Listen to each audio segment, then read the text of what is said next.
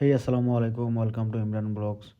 এতিয়া মই ৰেডি হ'লোঁ ঘৰত আহি, আৰু এই বদমাছটোক বাই বাই দি দিলোঁ আৰু মই গৈ আছোঁ বিহু খাব।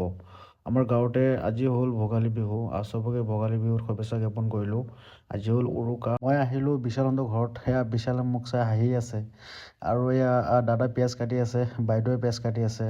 সিহঁতে খানা বাহিৰতে বনাই আছে, ভেলাঘৰ যিহেতু বনাইছে তাতে বনাই আছে খানা। বাইদেৱে মোক বিহু পিঠাৰ লগত চাহ একাপ বনাই দিলে, মই তাকে খাই আছোঁ। আৰু দাদা গৈছিলে ডুবাই, তাৰ পৰা আহোঁতে খেজুৰ আনিছিলে, মোকো দিলে এখন খেজুৰ। এতিয়া আমি গৈ আছোঁ ভেলাঘৰ চাব, য'ত ভেলাঘৰ বনাইছে তাতে অলপ দূৰ হয়, আমি তাতে গৈ আছোঁ। এয়া আহি কিনে চাওঁ জুই জ্বলোৱা নাই এতিয়ালৈকে, সেয়া তৰুণ দা ওপৰত আছে। তৰুণ দাই ওপৰৰ পৰা মোক মাতি আছে যে ওপৰত আহিব লাগে ভেলাঘৰৰ ওপৰত, আৰু ময়ো উঠি গ'লোঁ আৰামছে। একো নাই, অলপ ভালকৈ বনাইছে।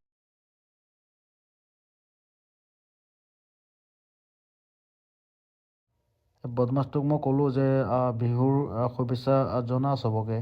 সি একদম উৎপাত কৰি আছে বোলে, একদম মানে লাজ কৰি আছে নিজে। ওপৰৰ পৰা এয়া ধুনীয়া লাগি আছে চাই কিনে, মই নামি গ'লোঁ।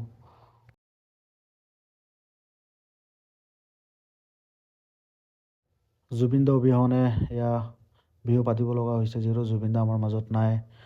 থাকিলে ভাল লাগিল হয়, যিহেতু হ'লেও বিহু পাতিব লাগিব। জুই টপাই আছোঁ, জুই টপাই অলপ টাইম থাকিম, পিছত আৰু গুচি যাম। তো আজিলৈকে বাই বাই, টাটা।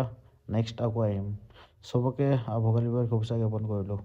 জয় জুবিন দা।